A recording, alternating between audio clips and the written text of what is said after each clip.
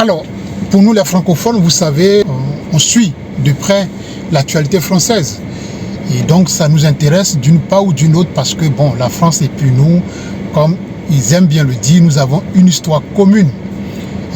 Une histoire commune certes, mais bon, une histoire aussi forcée. Hein. Et par conséquent, ce qui se passe là-bas, on doit regarder parce qu'on partage la même langue et certains aspects culturels ensemble. Et récemment, donc, le Premier ministre ou la Première ministre française, Elisabeth Borne, a remis sa démission à Emmanuel Macron. Et puis, bon, évidemment, il a accepté et il a changé donc de Premier ministre ou de chef de gouvernement. Et cette fois-ci, il a choisi un jeune qui s'appelle Gabriel Attal. Et justement, il est caractérisé par sa jeunesse en particulier. Et il semble qu'il est le plus jeune Premier ministre de toute l'histoire des républiques françaises. Il n'a que 34 ans. Donc, cette information, elle est bien. Ça encourage les jeunes à travailler et à montrer que, par exemple, en France, on peut être très jeune et puis être à la tête d'un gouvernement où il y a des personnes beaucoup plus âgées, de 60 ans, 70 ans, 50 ans, et ainsi de suite. Donc, à 30 ans, on va diriger ces personnes-là. C'est intéressant, c'est encourageant.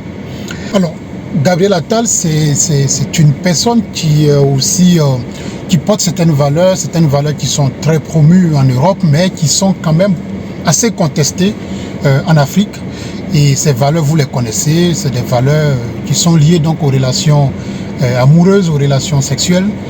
Et donc, voilà, il en est un, c'est-à-dire qu'il est de l'autre côté. Donc, et comme il est de l'autre côté, eh bien, à sa nomination, eh bien, bon, beaucoup de personnes qui sont de son côté ont manifesté leur joie de voir une telle personne être nommée à ce poste, à ce haut poste, et que ça serait une opportunité donc pour pouvoir donc valoriser ces valeurs-là et pour pouvoir faire en sorte que ces valeurs soient respectées, que tous ceux qui sont phobes dans ces valeurs-là puissent peut-être commencer à accepter ces valeurs.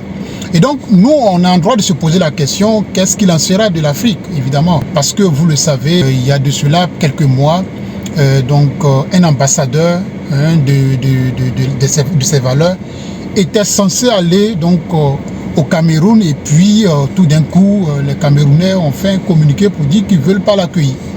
Donc maintenant que le Premier ministre d'un pays aussi important comme la France et qui est très en relation avec des pays comme les nôtres a une personne de l'autre côté qui est donc Premier ministre, eh bien qu'est-ce qu'il en sera par rapport donc à la promotion de ces valeurs donc chez nous. Ces promotions sont assez poussées à travers beaucoup de choses, à travers donc soit les conditionnements des financements, donc soit à travers des conditionnements de prêts ou à travers donc les associations, à travers beaucoup d'activités chez nous. Bon, eh bien ces promoteurs de ces valeurs donc passent par ça. Et donc maintenant que c'est beaucoup plus ouvert, que d'après eux-mêmes, il y a donc un de leurs qui est à la tête donc d'un gouvernement donc en Europe, un gouvernement aussi important en France, mais aussi qui a beaucoup d'influence en Afrique. Eh bien, est-ce que ça serait donc une opportunité pour eux de pouvoir faire donc briller leur côté donc dans les pays africains qui sont assez récalcitrants? Donc c'est des questions qu'on est en droit de se poser, et donc cette vidéo donc évidemment cherche donc à regarder ce genre d'éléments-là, parce que bon, ici nous essayons quand même de dire que bon, on est des Africains et que nous avons nos valeurs et que nos valeurs ne sont pas forcément les valeurs que l'Occident promeut. Nous avons nos valeurs qui sont enracinées dans nos cultures et que bon voilà, chacun doit accepter les valeurs de l'autre.